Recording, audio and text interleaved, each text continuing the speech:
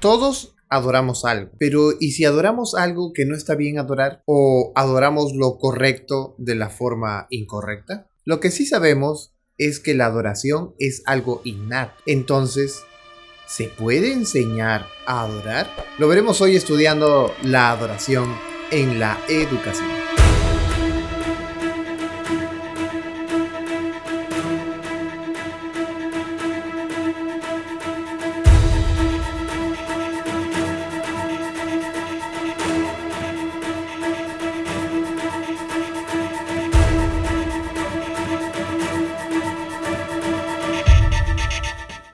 El texto clave para este estudio se encuentra en Primera de Crónicas, capítulo 16, versículo 29, que dice: Dad a Jehová la honra debida a su nombre, traed ofrenda y venid delante de él.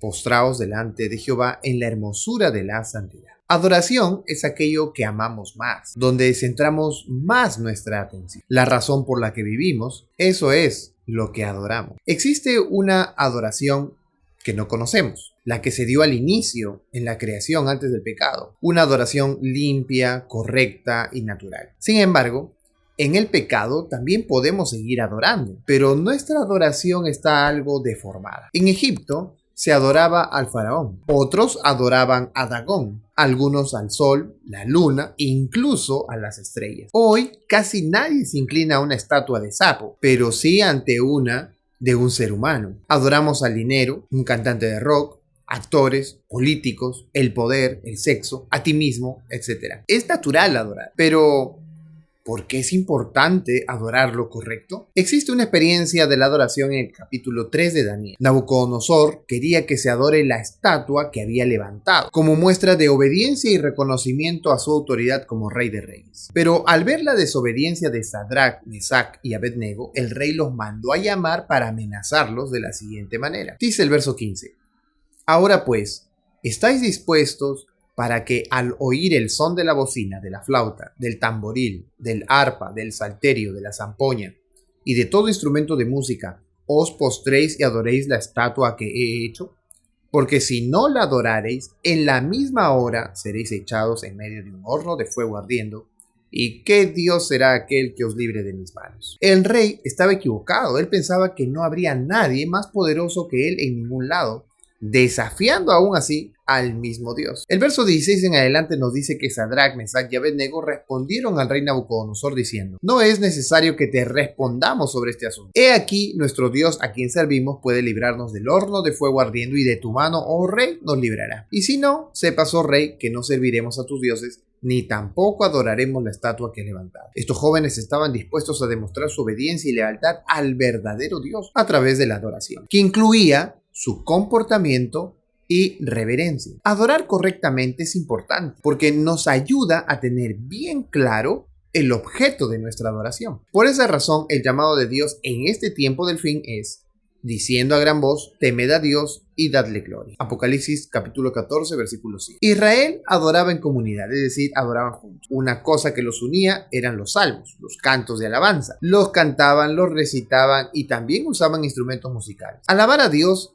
es parte de la adoración. Los salmos fueron y son importantes en la alabanza y la adoración. El mensaje de Salmo capítulo 78, verso 1 a 17 se centra en la historia de Israel y cómo Dios los ha cuidado y ha guiado siempre. Pero también muestra la rebeldía de Israel a pesar de todos los años de enseñanza que Dios se tomó con él. La educación sobre la relación de Dios con su pueblo es elemental. El objetivo de este salmo se encuentra en el verso 7 y 8, que señala algunas cosas importantes. Por ejemplo, poner la confianza en Dios, tener en mente las obras de Dios, guardar sus mandamientos, no repetir la rebeldía de los ancestros, no ser rebelde o contumaz, estar dispuesto de corazón a Dios y por último, ser fiel con el Espíritu Santo. Por esa razón, Dios les pidió que lo enseñasen a sus generaciones, como está escrito en el verso 6. En la entrevista entre la mujer samaritana y Jesús de Juan capítulo 4 versículos 7 y 26, ellos estaban hablando acerca de la adoración. Pero ¿cómo llegaron al tema de la adoración? Jesús le había dicho, verso 10, respondió Jesús y le dijo: si conocieras el don de Dios y quién es el que te dice dame de beber,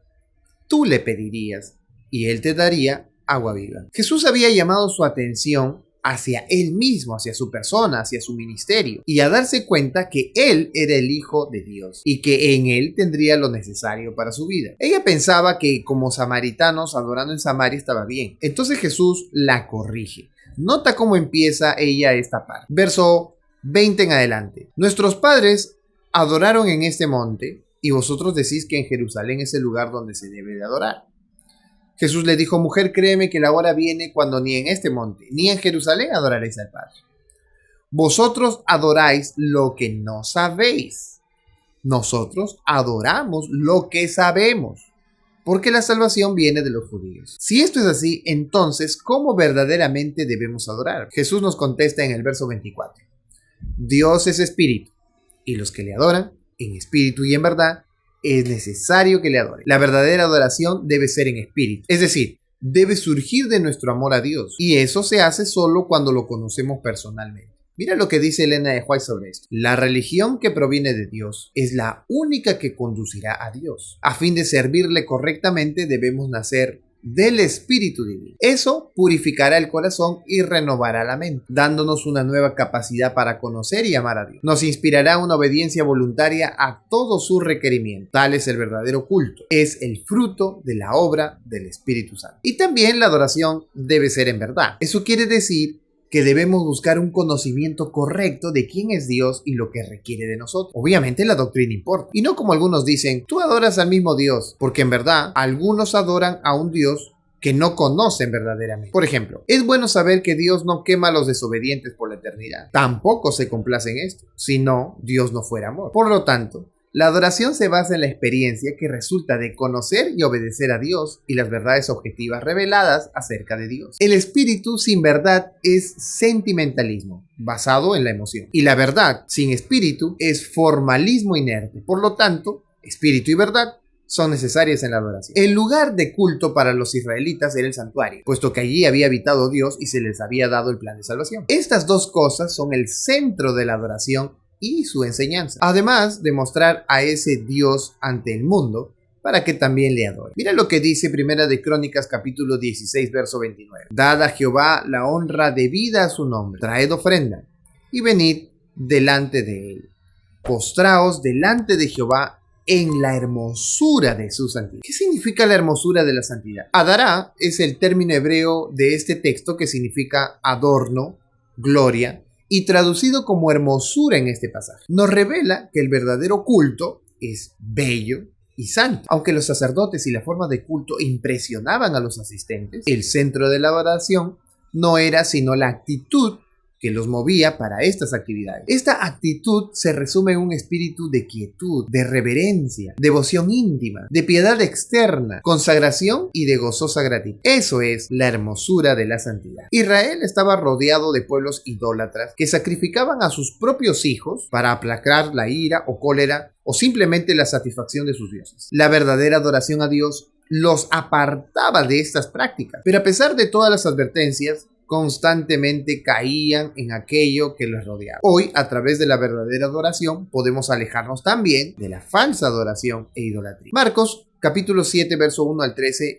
podemos encontrar un principio valioso para no caer en la falsa adoración. La falsa adoración podríamos traducirla como tradición. La condición fundamental de la adoración falsa es un problema del corazón. Si la adoración no brota del corazón, sino de solo de labios, pues no es adoración. La muerte de Cristo en la cruz es la máxima demostración de amor de Dios y esta nos motiva a amarlo verdaderamente. Sería un gran error idealizar las filosofías, frases, dichos o ideas de científicos, matemáticos u otras personas que expresan sus pensamientos en el mundo, siempre y cuando lleguen a distorsionar las escrituras y comprometan las. Estas no pueden ni deben encajar con la Biblia, sino que la Biblia debe imponerse por sobre toda idea. Concluyendo, podemos decir, número 1, que Dios, el verdadero Dios, debe ser adorado. Somos inclinados naturalmente a adorar, pero el enemigo quiere que nos distraigamos de adorar correctamente. Por esa razón es necesario estudiar en la Biblia el objeto de nuestra adoración, Dios. Número 2. El espíritu y la verdad son necesarios para una correcta adoración, dejando de lado las tradiciones que hemos inventado como seres humanos y uniéndonos cada vez más a las enseñanzas de la Biblia sobre el carácter de Dios. Y número 3. Ninguna adoración a Dios consiste en ruido, bullicio o desorden. La hermosura de la santidad nos lleva a una adoración limpia, santa justa y necesaria que trae paz y calma al alma, preparándonos para el momento del fin en el que cada vida decidirá su destino por la adoración verdadera a Dios. Nos vemos la siguiente semana. Que Dios te bendiga.